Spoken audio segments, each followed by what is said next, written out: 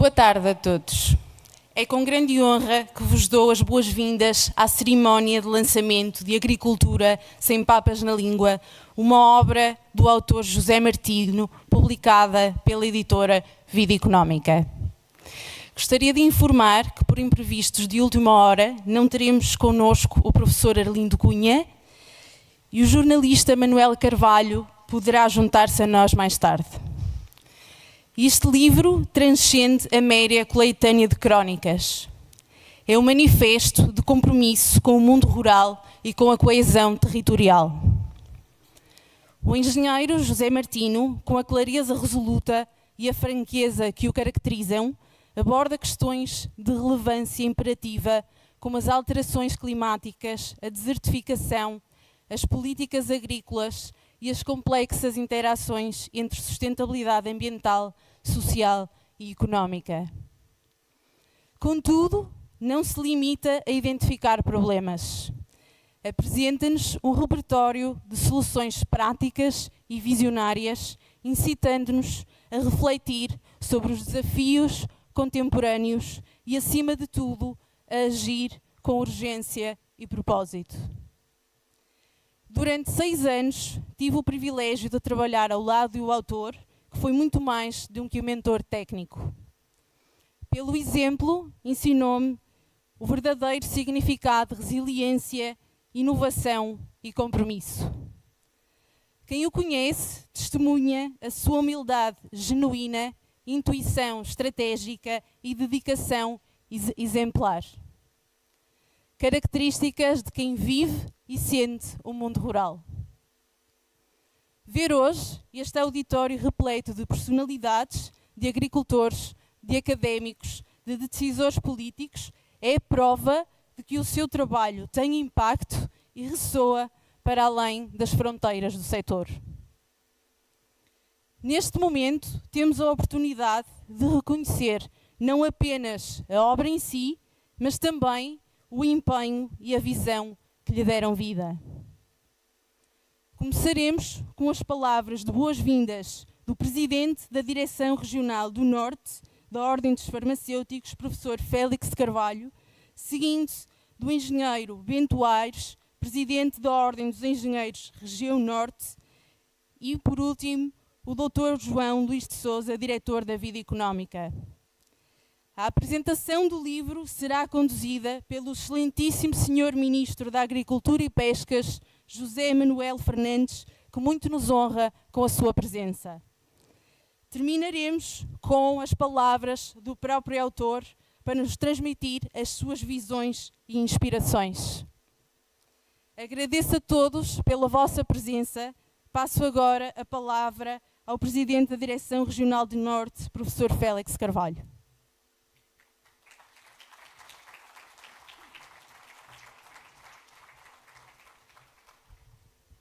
Muito obrigado. Apenas 2 palavras. Primeiro, para dar as boas-vindas a todos a esta Casa dos Farmacêuticos. Os meus cumprimentos ao Sr. Ministro da Agricultura e Pescas, José Manuel Fernandes, e, através de si, todas as instituições que hoje estão presentes neste evento. Os meus cumprimentos também ao Presidente da Ordem dos Engenheiros Região Norte, engenheiro Bento Aires, e também na sua pessoa a todos os engenheiros presentes, a todos os convidados, agricultores, amigos também do autor e, naturalmente, um cumprimento especial ao autor deste livro, que me parece da maior importância, José Martino. Devo dizer que, enquanto farmacêutico, profissional farmacêutico, tenho um interesse especial neste livro. E é um interesse especial ainda sem saber o seu conteúdo, porque eu considero que um bom profissional é aquele que está sempre aberto à possibilidade de incorporar mais conhecimento. E nada melhor do que incorporar mais conhecimento do que ouvir aqueles que não têm papas na língua, e que, com certeza, quem não tem papas na língua é porque conhece do seu métier, do seu trabalho. E, portanto, dou-lhes uma vez mais as boas-vindas a todos e vamos, com certeza, ter hoje uma tarde muito interessante de uma apresentação de um livro que parece que promete muito. Muito obrigado.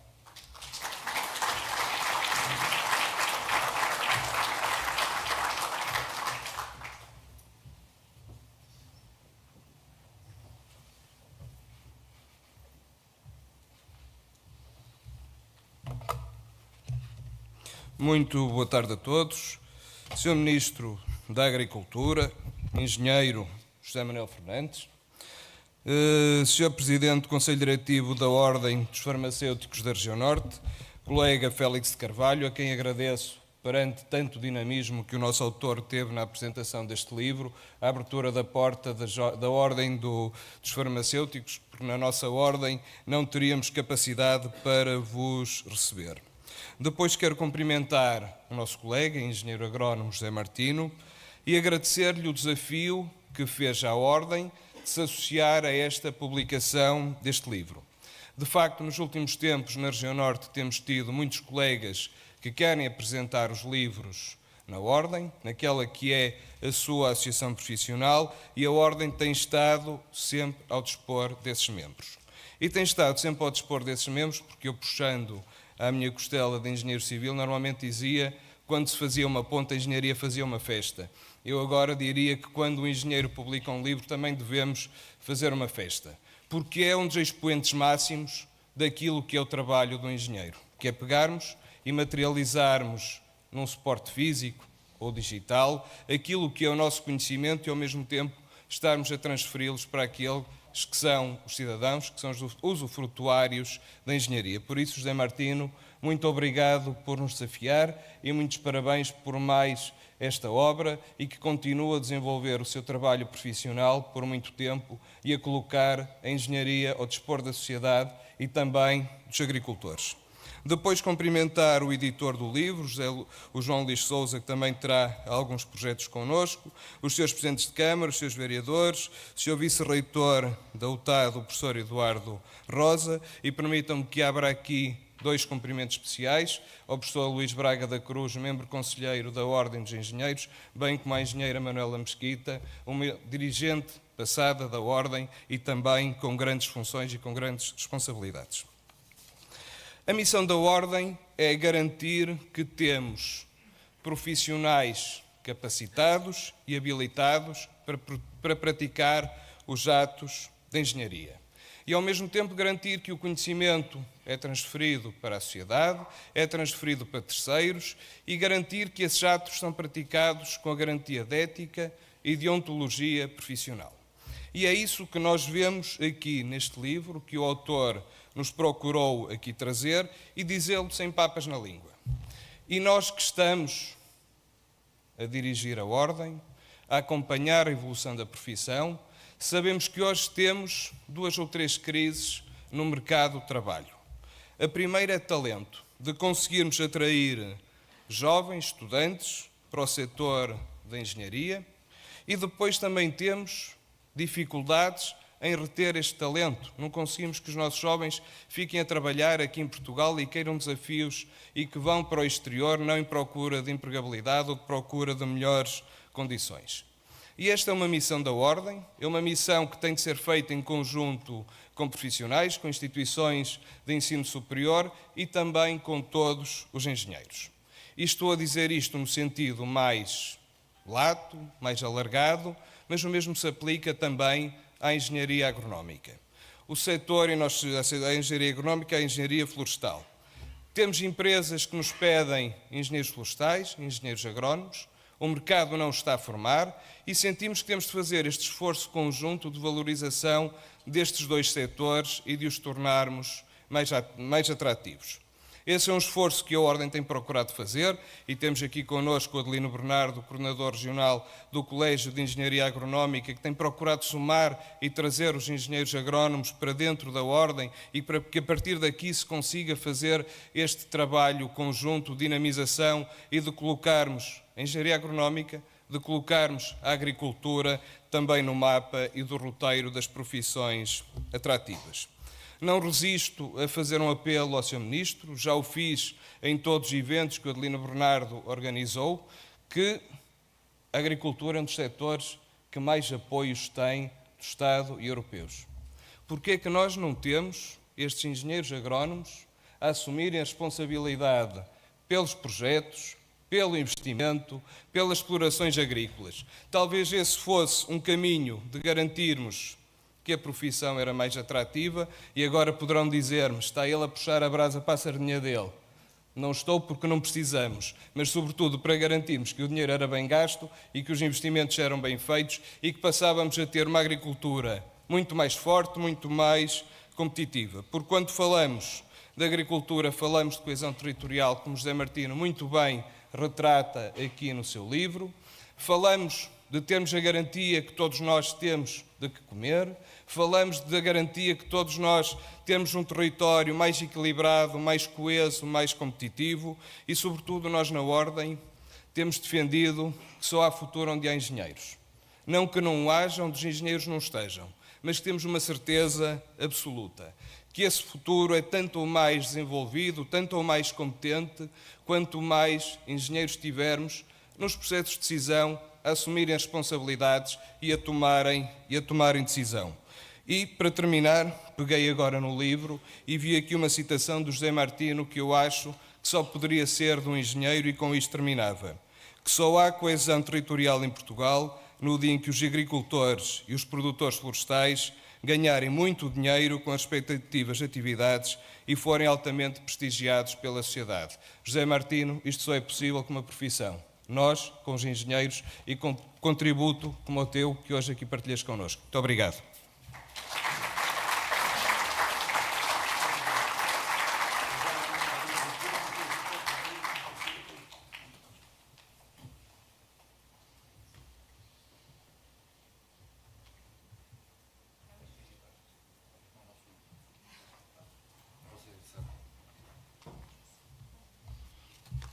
Então, muito boa tarde. Quero cumprimentá-las, saudá-los, agradecer o convite para aqui estar, fazer 2 em 1, assim também apresento, no fundo, o livro, dar os parabéns ao autor, José Martino, cumprimentar e agradecer o anfitrião por nos dar, no fundo, a conhecer estas excelentes instalações. Obrigado, Dr. Félix Carvalho, Presidente da Ordem dos Farmacêuticos. Uma palavra também para o Presidente da Ordem dos Engenheiros do Norte, Engenheiro Bento Aires, e parabéns por essa defesa da engenharia, que significa nós procurarmos também colocar em prática o conhecimento que é sempre necessário e, no fundo, termos soluções para os desafios que nós enfrentamos.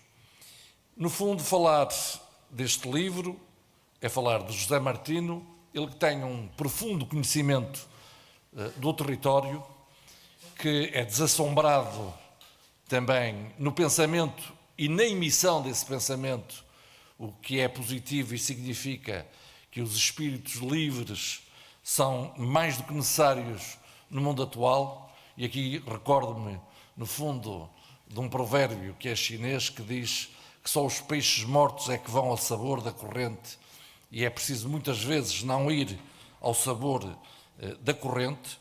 Um livro que é um conjunto de crónicas que foram feitas para a vida económica 2022 e 2023, mas que têm um pensamento, têm uma linha e formam, no fundo, são peças de um puzzle que depois de lidas em conjunto dão a imagem, o pensamento, a defesa, e começo por aquilo que também já foi referido pelo Presidente da Ordem dos Engenheiros, a defesa da coesão territorial, a defesa do mundo rural. E estão bem ligados, coesão territorial e mundo rural.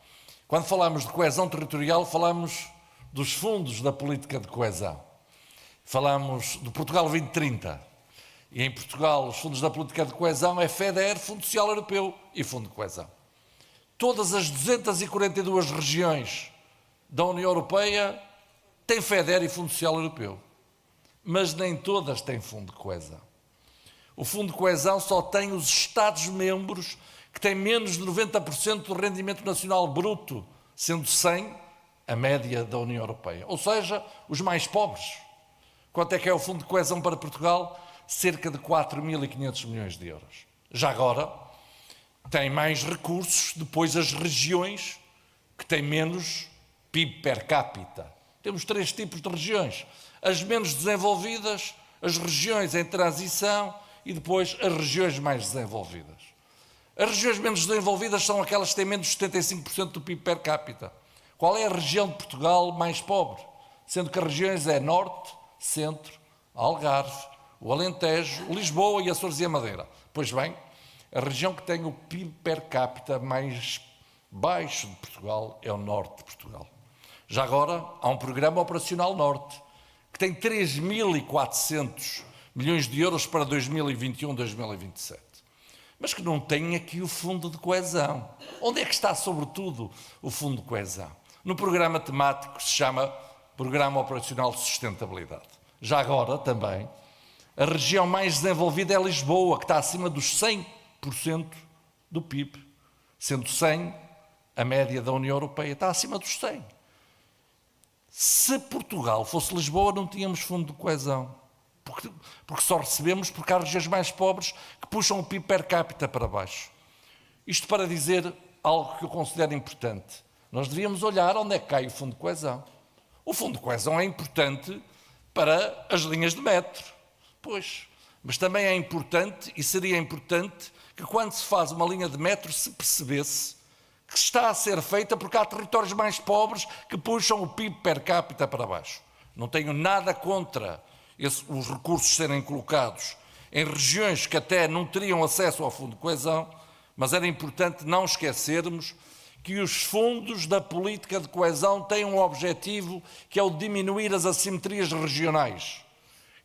E às tantas, um dia desses, se fizéssemos as contas, íamos chegar à conclusão que muitas vezes eles, em vez de diminuir as assimetrias regionais, agravaram as assimetrias regionais e não resolveram problema nenhum. Desenvolvimento rural, ligámo-lo muito à agricultura.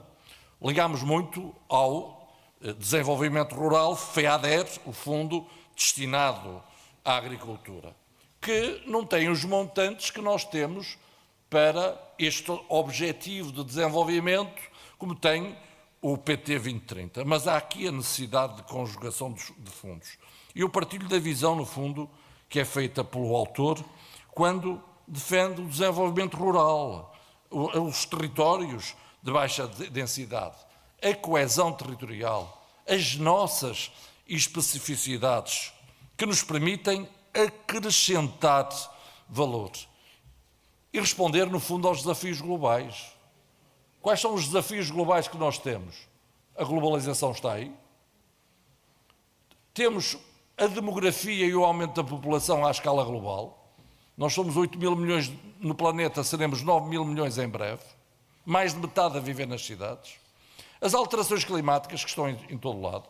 A escassez de recursos naturais. E depois, na União Europeia e nomeadamente em Portugal, temos o maior dos desafios. E chama-se natalidade. Nós somos dos mais ricos do mundo, a União Europeia, mas também somos os mais velhos do mundo.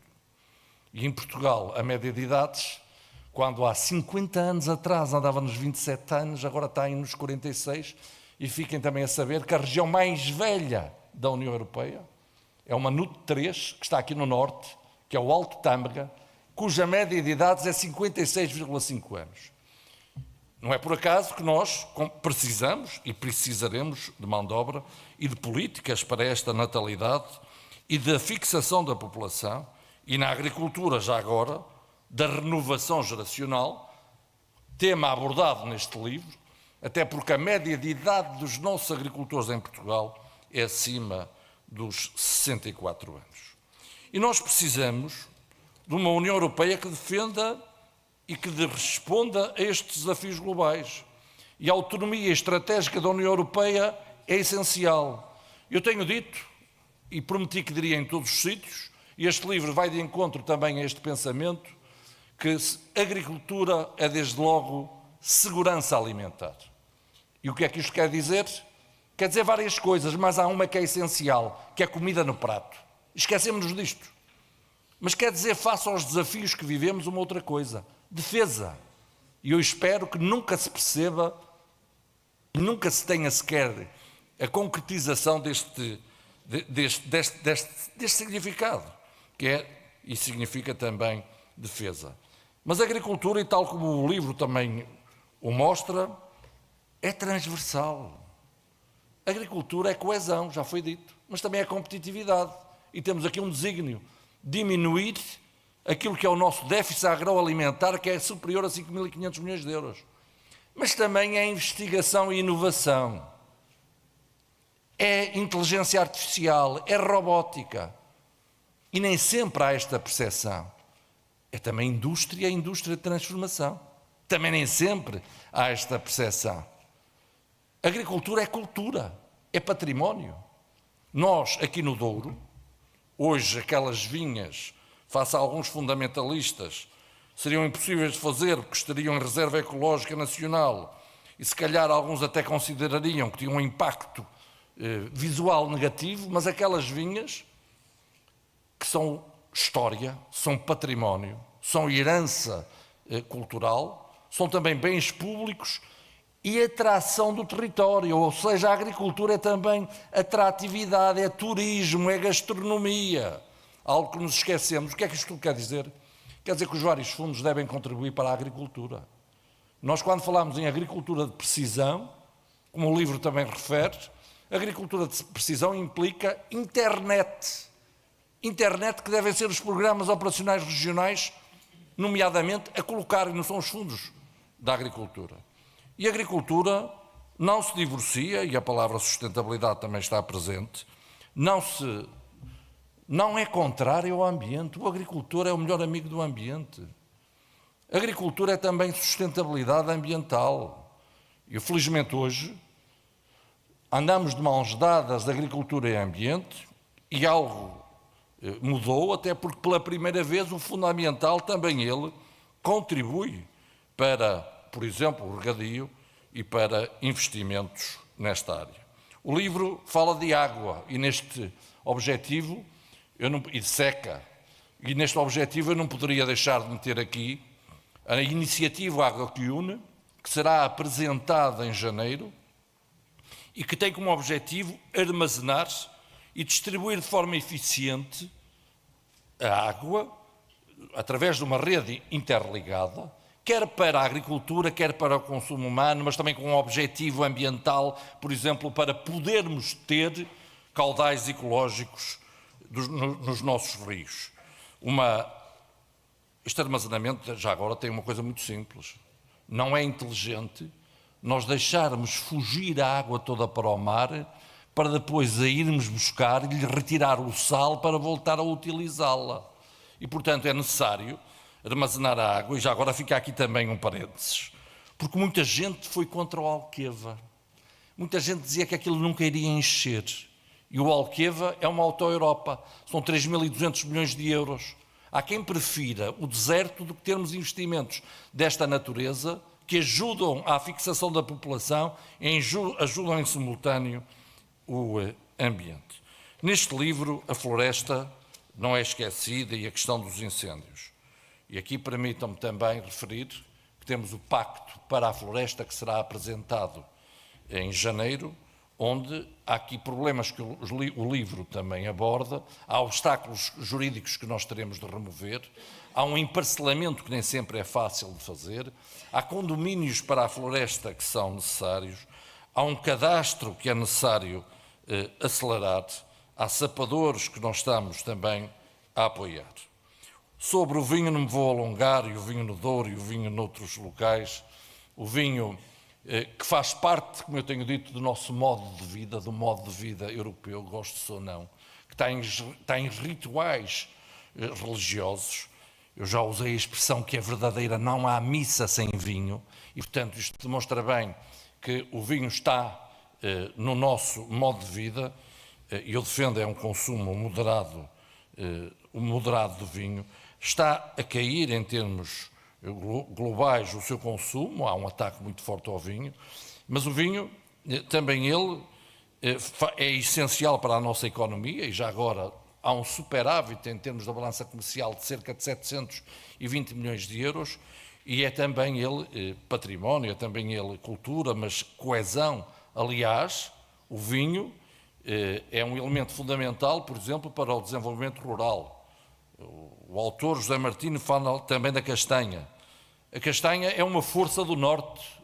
85% da castanha, em termos da área territorial, é no norte e, sobretudo, em Trás-os-Montes. E em boa hora a Refcast fez a primeira gala da castanha aqui no Porto, na Alfândega, no sábado passado. Castanha que enfrenta desafios, tal como o vinho e outras culturas, e aí entro na questão das alterações climáticas, que nos atingem a todos e que implicam mais investigação e inovação, e feita à escala da União Europeia. Nós neste momento, por exemplo, temos a língua azul que nos atinge, mas atinge todos os outros Estados-membros, e não faz sentido a Alemanha estar a fazer a sua investigação, a Holanda a fazer a sua investigação, a Espanha a fazer a sua investigação, a França, quando temos um programa europeu, o Horizonte Europa, que devemos utilizar para fazer uma investigação virada para resultados, robusta, que permita uma vacina multifunções que se calhar os laboratórios até não estão muito interessados em ter, porque preferem ter uma vacina por cada um dos serotipos que existem. Mas é importante também, e face às alterações climáticas que temos e calamidades, que haja um reforço dos seguros. Os seguros que devem ter, por exemplo, em termos europeus, também uma garantia europeia para seguros, possibilitando a diminuição dos riscos e que esses seguros sejam mais baratos. As alterações climáticas estão aí, não têm fronteiras. Mas também por falar em fronteiras, já agora, e fica aqui esta posição, nós não somos proteccionistas, mas também não podemos ser ingênuos e devemos exigir reciprocidade. Eu não consigo explicar nem convencer nenhum agricultor do seguinte: ele não pode produzir produtos com determinados produtos fitofarmacêuticos, mas depois entram importações e consumimos produtos que vêm de outros países e que usam esses produtos fitofarmacêuticos. E, portanto, aqui a reciprocidade é também ela essencial. O nosso autor fala também de frutas e legumes, das organizações de produtores, um tema que lhe é bem caro, frutas e legumes onde temos tido uma evolução importantíssima em termos daquilo que são as exportações. No entanto, ainda temos um déficit neste domínio, o que significa que ainda temos um grande espaço de crescimento. E já agora, para eliminarmos o déficit agroalimentar, que é de 5.500 milhões de euros, temos, por um lado, aumentar as exportações e, por outro lado, diminuir as importações. Neste livro também é referido aquilo que é a renovação geracional, o rendimento do agricultor, que para nós são prioridade. É inaceitável que, em termos europeus, um agricultor ganhe em média menos de 40% das outras profissões. Não é por acaso que nós, eu não vou estar aqui a amassá-los com isso, mas ainda esta semana, também para o rejuvenescimento, lançamos concursos para apoio aos jovens agricultores, um aviso onde quem estiver em exclusividade numa zona vulnerável terá de prémio de instalação 55 mil euros e o apoio vai até aos 400 mil euros, e se estiver em qualquer outra zona, se estiver em exclusividade, um jovem agricultor terá 50 mil euros. Já agora também, em termos das charcas, lançamos avisos para o objetivo, porque ainda que o Água que Une seja uma iniciativa de milhares de milhões de euros, não invalida depois projetos importantes, como é o caso das charcas. No rendimento aos agricultores foi essa a grande prioridade para aquilo que foi a reprogramação do PEPAC. PEPAC também é abordado neste livro. Fica aqui uma questão, que é, há imposições que vêm da União Europeia que estão nos regulamentos, o que não significa que não se deva ter um trabalho para fazer também essa alteração. Eu termino agradecendo ao autor estes temas que se entrelaçam, estes temas que se tocam e que se complementam, sabendo ainda que nós temos de acrescentar valor e tirar partido daquilo que é nosso. tirar partido daquilo que nos diferencia e que outros não conseguem produzir. Eu gosto muito do slogan europeu, do lema Unidos na diversidade. E é uma diversidade que nos reforça. E as denominações de origem protegida, as indicações geográficas protegidas, também elas são essenciais para nós podermos acrescentar valor e vender aquilo que temos. E neste domínio há ainda um grande trabalho a fazer em termos, por exemplo, daquilo que são as nossas marcas e aquilo que é o nosso marketing. Nós, não é por acaso, que colocamos no PEPAC 34 milhões de euros para reforçar a promoção dos vinhos. Temos enólogos e enólogas de grande qualidade, mas na agricultura temos essa mesma qualidade. Nós temos excelentes universidades, excelentes ordens profissionais, jovens cada vez mais qualificados. Mas há um ponto que é também ele absolutamente essencial, que é o da percepção. Não há a percepção, e é o primeiro trabalho que fazemos, em relação à importância da agricultura. Não há a valorização do agricultor. Somos um país com uma mancha florestal brutal e depois temos no primeiro ano da universidade 10 alunos no curso de engenharia florestal. Não é fácil termos os engenheiros agrónomos que vamos precisar. Isto porque, muitas vezes, e ainda até na educação e nos livros, aparece o agricultor de enxada na mão como se não tivesse havido modernização. Ou o agricultor vilão que já aqui referi. E esta mudança da percepção é absolutamente necessária. E também se faz com opiniões, com crónicas, como aquelas que o José Martino tem feito. E por isso eu não podia deixar de aqui estar, de agradecer o seu trabalho, as suas opiniões, que poderemos ou não concordar com elas, mas são sempre úteis para o próprio debate e para as podermos rebater, aquilo que são opiniões sem páparas na língua, como no título do livro está referido. E, portanto, eu tinha que agradecer, fazer esta breve apresentação de um livro que tem estes itens e outros que não referi, mas que no fundo tem esta lógica,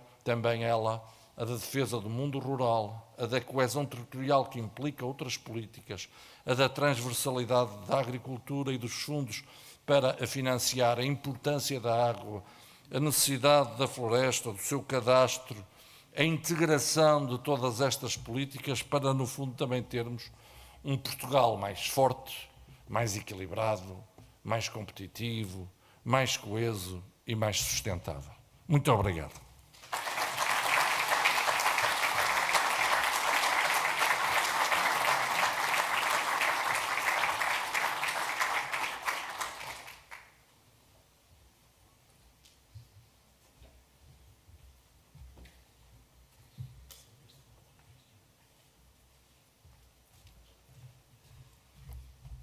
Então, muito boa tarde. Em nome da Vida Económica, que é a editora que hoje publicou o livro do engenheiro José Martino, gostava muito de agradecer a vossa presença, também de me congratular com este lançamento, que, de certa forma, consagra e celebra também o trabalho que o engenheiro José Martino tem feito ao longo do tempo. Ele é um colunista regular do jornal Vida Económica e vem sempre salientando a importância do setor agrícola, do investimento na agricultura e sempre de uma maneira muito, muito pedagógica e muito pragmática. E acho que isso é muito importante porque não vos vou amassar depois do que o Sr. Ministro falou sobre a agricultura. Nós não temos dúvidas quanto à importância estratégica do setor em termos de país, mas depois ao dia-a-dia ao investimento, e nisso o José Martino tem dado um excelente contributo com as suas análises e com as suas reflexões. Eu gostava também de acrescentar que, muitas vezes, contrariamente, existe, e o Sr. Ministro também falou nisso, existe uma percepção errada do que é agricultura, porque muitas vezes associamos setor primário, uma atividade básica, mão de obra intensiva, poucas qualificações, pouco investimento. Não, como sabe, nada disso é verdade. Hoje, cada vez mais, o setor agrícola é um setor de alta tecnologia, muito investimento, cada vez mais robotização. Portanto, em nada fica a dever em termos de inovação e de necessidade de investimento a outros setores de atividade. Por isso, agradeço muito a vossa presença aqui nesta sessão de lançamento e temos que lançar novos desafios ao engenheiro José Martino para outros trabalhos e continuar a contribuir para o desenvolvimento do setor agrícola e também do agroalimentar. Muito obrigado, sim.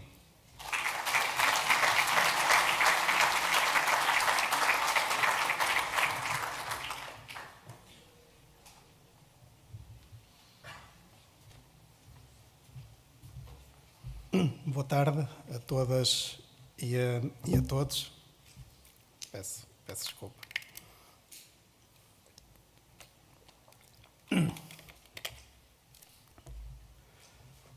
É com imenso gosto e honra que me encontro aqui rodeado de tantos amigos, colegas e pessoas que muito estimo, com quem trabalho e trabalhei ao longo destas dezenas de anos, portanto, quase 40, portanto, 38. Permitam-me pedir desculpa por não poder cumprimentar pessoalmente cada um de vós, mas gostaria de fazer referência a algumas personalidades presentes que protocolarmente merecem ser citadas. Portanto, em primeiro lugar, quero cumprimentar o Sr. Ministro da Agricultura e Pescas, José Manuel Fernandes, e cuja presença muito me honra, e tenho que lhe agradecer de forma especial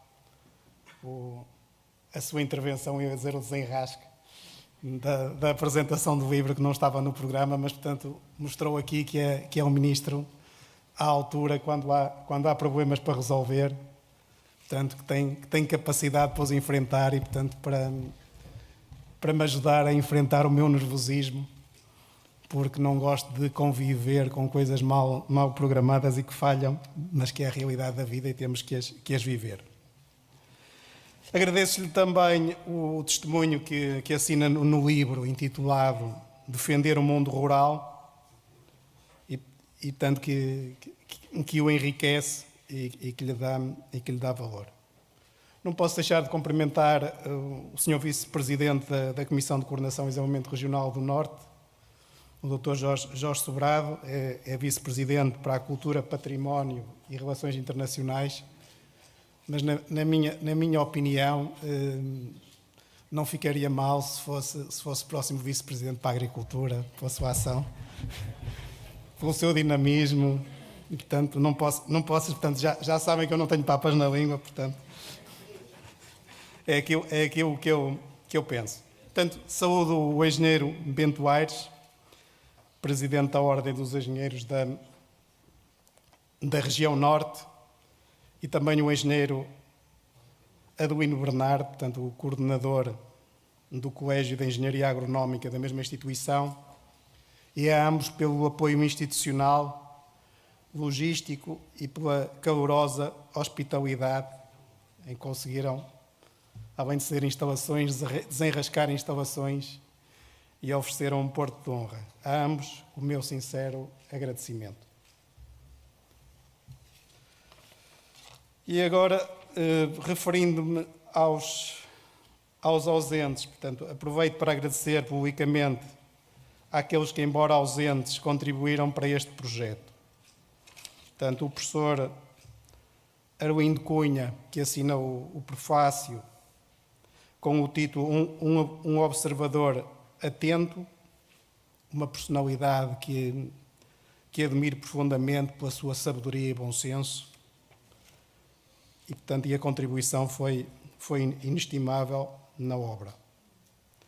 Também o jornalista Manuel Carvalho, tanto cuja massa crítica admiro, tanto nos artigos que publica, como nas intervenções que modera, com profissionalismo e rigor. E, portanto, ao Dr. Manuel Carvalho agradeço também o testemunho, a grandeza das coisas simples que enriquece o livro. Também ausentes, mas que têm que falar, tanto o vereador Nuno Russo, autor do Pós-Fácio, e os presidentes da CAP e da Confagri, Álvaro Mendonça e Moura e Dalino Leão, pelos testemunhos. Perspectiva reflexiva e provocadora e verdadeiro desígnio nacional, respectivamente. Um agradecimento ao João Luís de Sousa e à equipa da editora pelo profissionalismo que permitiu que esta obra fosse concluída com sucesso. Ao Amadeu Araújo, Cláudia Silva, João Santos e Manuel Sousa, faço um reconhecimento público pelo vosso trabalho na revisão e design do livro. Cumprimento ainda o Sr. Presidente da Câmara Municipal de Baião, o meu amigo professor Paulo Pereira, a Sra. Vice-Presidente da Câmara Municipal de Valença, a Engenheira Ana Paula Xavier. Cumprimento também o Engenheiro Luís Braga da Cruz e a Arquiteta Teresa Anderson e meu colega e amigo, ex-Presidente da Câmara de Ponte de Lima, Vítor Mendes. Saúdo também aqui as entidades académicas aqui representadas e o Sr. Vice-Reitor da UTAD, o meu amigo professor Eduardo Rosa. Obrigado. Gostaria ainda de destacar o apoio de tantos amigos e colegas ligados às instituições públicas, ao associativismo, ao setor agrícola, como a colega Adelaide Inácio, o Luís Brandão, a Teresa Albuquerque, a Isabel Santana, o José Laranjo, a Sandra Rodrigues, a direção da Kivicup, que aqui está em peso, o seu conselho de administração, o seu presidente Nélio Marques, espero não ter acertado no nome, Guida Pereira e Eugénio Rodrigues, obrigado pela vossa presença. E espero o José Rui Gomes, mas peço desculpa de não citar mais, mas sintam-se todos cumprimentados e não é desfaçatez da minha parte não indicar os nomes. Portanto, agradeço do coração ao Pedro Fonseca, um amigo e conselheiro de longa data, por me ter incentivado a escrever este livro. Já andamos há vários anos nisto. Algo que hesitei em fazer durante muito tempo. Hoje, Dr. Pedro, posso dizer que valeu a pena a sua persistência e a sua ação.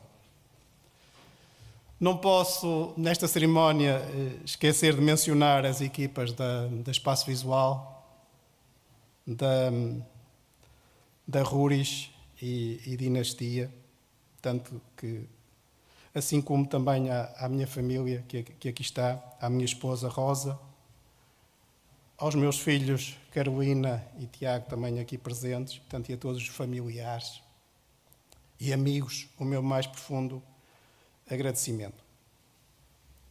Antes de fazer algumas considerações sobre o livro, não posso deixar de ler a seguinte mensagem de alguém que admiro pelo sucesso da sua capacidade política. Portanto, vou passar a ler a mensagem que me foi enviada e me pediram para ler e que acho importante fazê-lo.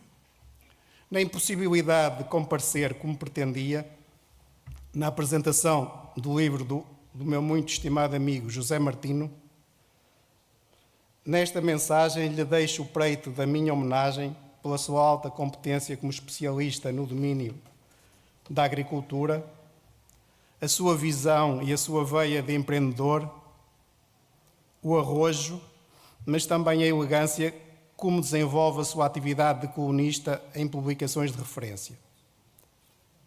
As maiores felicidades e um forte abraço do Fernando Leite. Portanto, Fernando Leite é o CEO da Lipor individualidade com quem trabalhei durante 19 anos e que é pública. Aliás, tenho um artigo na Vida Económica sobre esta pessoa. Minhas senhoras e meus senhores, este livro é uma reflexão sobre o futuro da agricultura e do mundo rural. Nele defendo a necessidade de políticas públicas mais inclusivas, que priorizem as regiões mais desfavorecidas e que apoiem a instalação de jovens agricultores, a agricultura familiar e o cooperativismo. É imperativo que os fundos públicos sejam distribuídos de forma justa e estratégica e que reformas importantes como na gestão da água e no ordenamento territorial sejam concretizadas. Espero que a leitura deste livro seja tão gratificante para vocês quanto foi para mim escrevê-lo. Que ele inspire debates, aprendizagens e, acima de tudo, ações concretas para um Portugal melhor e mais sustentável. Muito obrigado a todas e a todos. Tenho dito.